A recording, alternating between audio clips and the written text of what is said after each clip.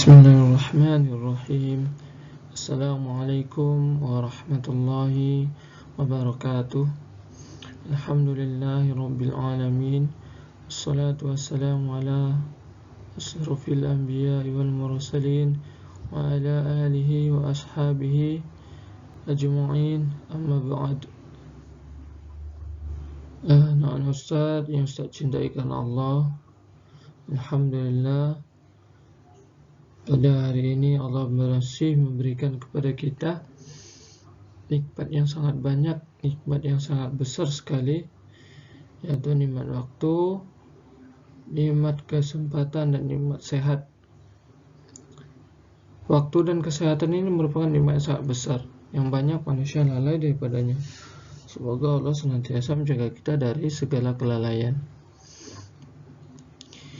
Salawat dan salam semoga senantiasa tercurah kepada Nabi kita, Nabi Muhammad Sallallahu Alaihi Wasallam, juga kepada keluarganya dan para sahabatnya. Ya, semoga kita kelak dikumpulkan bersama mereka di surganya Allah. Amin ya rabbal alamin. Alhamdulillah, kita akan melanjutkan kembali pembelajaran kita tema 6 subtema 1. Kita masuk kepada pembelajaran ketiga. Silakan dipersiapkan bukunya bagi yang sudah mengambil buku di sekolah kemarin ya. Adapun yang belum, agar segera mengambil bukunya ke sekolah supaya bisa mengikuti pembelajaran dari rumah. Ini hanya ringkasan materi saja dalam memahami materi untuk pembelajaran ketiga ini. Nanti silakan antum baca sendiri juga di rumah, karena ada beberapa hal yang Ustaz ringkas saja untuk mempermudah. Adapun materi atau tujuan pembelajaran kita hari ini yaitu mengidentifikasi keragaman kegiatan orang-orang yang ada di lingkungan sekitar dan manfaatnya dalam kehidupan sehari-hari dengan baik. Kedua, mengidentifikasi hubungan karakteristik ruang dan sumber daya alam yang ada di lingkungan dengan benar. Kemudian yang terakhir, mengenal ciri-ciri puisi. Kita masuk ke materi yang pertama, mengidentifikasi keragaman kegiatan orang-orang yang ada di lingkungan sekitar dan manfaatnya dalam kehidupan sehari-hari dengan baik. Salah satu keragaman kegiatan dalam kehidupan sehari-hari adalah kegiatan beternak. Tentu ada banyak kegiatan ya, dan salah satu yang beternak. Kalau di daerah Batam ini banyaknya karyawan PT atau karyawan perkantoran atau galangan kapal, seperti itu, pedagang. Beternak merupakan kegiatan mengembangbiakkan hewan ternak untuk memenuhi kebutuhan manusia. Hewan ternak adalah hewan yang dipelihara manusia untuk memenuhi kebutuhan manusia. Hasil hewan ternak yang dapat dimanfaatkan berupa telur, daging, susu, serta kulitnya. Pemanfaatan tersebut tergantung jenis ternaknya. Ya, adakah kegiatan beternak di sekitar tempat tinggalmu? Silakan diperhatikan ya di tempat kita. Kalau di perumahan nggak boleh ada ternak, karena dia termasuk mengganggu ketertiban, mengganggu ketentraman sosial nanti. Seperti gambar berikut ini. Gambar pertama itu ada ayam, ternak ayam. Gambar yang kedua ada ternak sapi. Gambar yang ketiga bebek. Gambar yang keempat ada kambing. Ayam dikun bahasa Arabnya kan. Sapi bakorotun kalau sapi betina. Bebek apa Ustaz nggak tahu. Kalau kambing apa ya? Saya juga nggak tahu deh. Nanti cari sendiri ya. Hewan-hewan tersebut dipelihara oleh manusia dan dimanfaatkan manusia sesuai dengan tujuannya. Para peternak berusaha agar hasil peternakannya memiliki kualitas yang baik. Nah, ini salah satu keberkahan kepada binatang ternak ini. Bayangkan ayam itu setiap hari orang sembelih, setiap hari orang makan. Tapi Masya Allah, Allah pun perkembangbiakannya dengan cepat juga, sehingga ayam itu nggak punah dia. Sapi juga demikian, kambing juga demikian.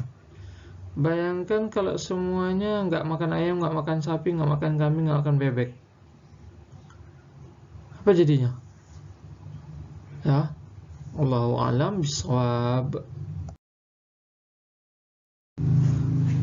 Baik, berikutnya, selain beternak, kegiatan pertanian merupakan kegiatan yang paling banyak dilakukan masyarakat Indonesia. Sebagai negara agraris, Indonesia memiliki lingkungan alam yang mendukung tumbuhnya aneka jenis tanaman pertanian. Kondisi tersebut menghasilkan produk pertanian dengan kualitas yang baik. Ya, kalau antum dapati misalnya di pasar-pasar itu atau di supermarket itu biasanya ada buah-buah yang dipisahkan, ini kualitas yang sangat bagus, ini kualitas yang biasa. Ini salah satu nikmat dari Allah Subhanahu wa taala ya. Allah berikan misalnya kesuburan tanah yang sangat baik.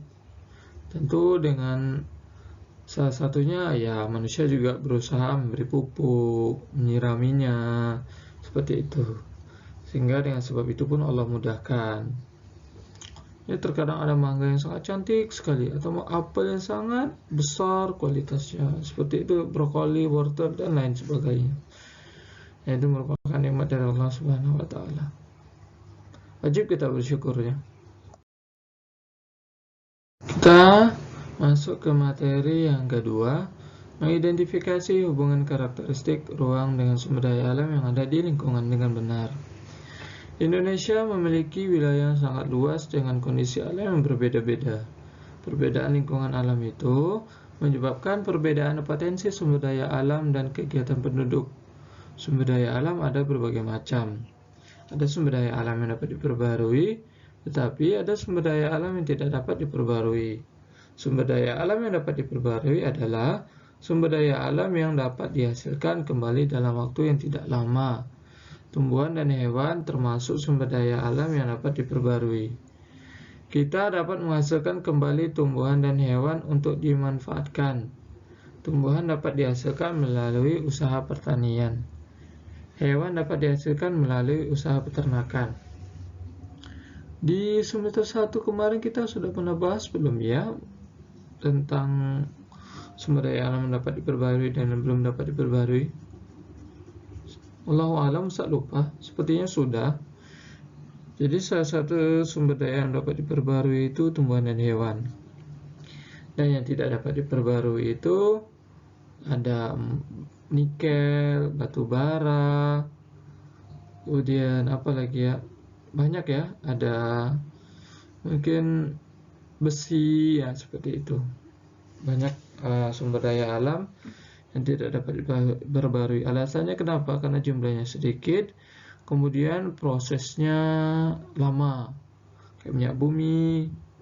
Contoh kayak ngambil minyak misalnya harus ke tengah laut, ini kan prosesnya susah.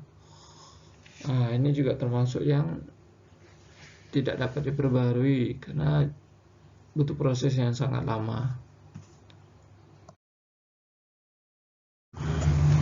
Kita masuk ke materi yang terakhir, mengenai ciri-ciri puisi. Sebelumnya sudah kita pelajari juga ya di hari Senin dan Selasa ya. Sekarang ini hanya sedikit aja mengenal puisi aja. Keragaman sumber daya alam, lingkungan, pekerjaan, dan cita-cita memperkaya masyarakat Indonesia. Kini, kamu tahu bahwa keragaman itu membuat hidupmu semakin berwarna. Keindahan keragaman dituangkan dalam puisi berikut ini. Simaklah puisi berikut. Hidupku penuh warna, karya De Caritas. Bukit-bukit itu membiru dari jauh. Laut itu pun membiru dari jauh. Mereka terlihat sama, walaupun berbeda. Keadaannya indah, keduanya memesona. Walaupun berbeda, keduanya tak terpisah. Aku, kamu, dan kalian. Cita-cita kita mungkin berbeda, bukan siapa yang berlebihan, tapi kita akan bersama meraihnya.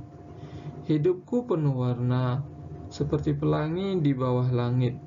Berbeda itu indah, yang membuat kita bersyukur kepada Ilahi.